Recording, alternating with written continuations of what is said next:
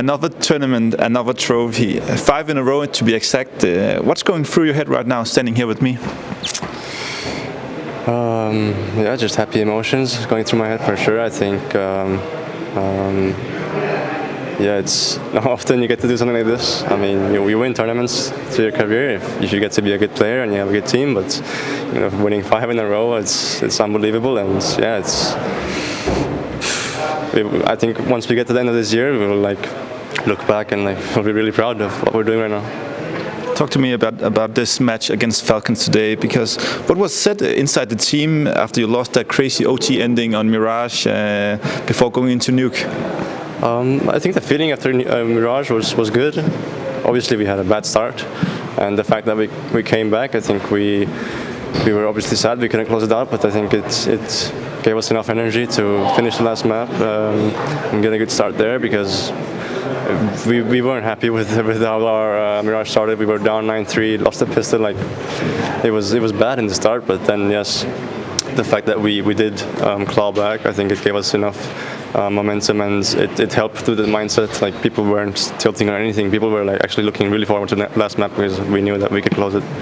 Yeah, you mentioned that you were confident, but was there ever a moment in the series, especially on the last 2 maps, where some doubts started creeping in? On which maps, sorry? On the last 2 maps of the.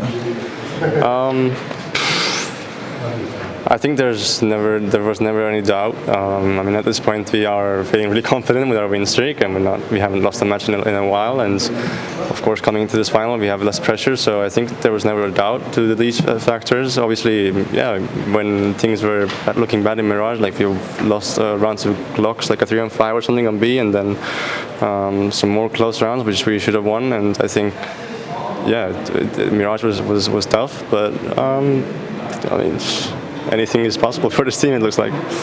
This Falcons versus Vitality matchup seems to be an instant classic. How is it to play against Falcons in these big matches, like in Melbourne as well? It feels very exhausting to play Falcons in these matches. Obviously, every match is going the distance. We met them in the groups first time in Melbourne, and even that match was pretty close, I think. And then a best of 5, all 5 maps in Melbourne, and now again all 5 maps. And this time it felt a bit different. I think we had a bad start at the best of 5, but I felt like we were quite in control. And the thing with the pressure was, I think, helping us this final, because you don't have a Grand Slam on the line. It's a bit easier to play. Would you say that Falcons are your biggest competitor right now in this landscape? I think it would be too much to say that. Obviously, they haven't had practice, so I would give it to someone like Spirit or Mouse. But I think in the future, definitely Falcons can be the toughest competitor, because, as you see, they've practiced 1 day before this and Melbourne. They've done 2 back-to-back events. Both times we met them in the final 5 match. It's quite crazy what they're pulling off. So yeah, I'm looking forward to how they develop. Obviously, they have some really good players at this point, and yeah, they can also be proud of these results. I think if you don't have much practice and you get a result like this, and even for us it's stressful, it's nothing you can be proud of. Yeah.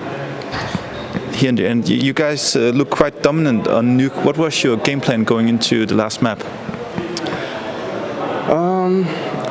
I think most of the Nuke was just the game plan was a reflection how things went in Melbourne, because the beta was the same. Nuke 5th map, and we all know how it ended in Melbourne. And I think coming into this map, Apex had some feelings about how it went down in Australia.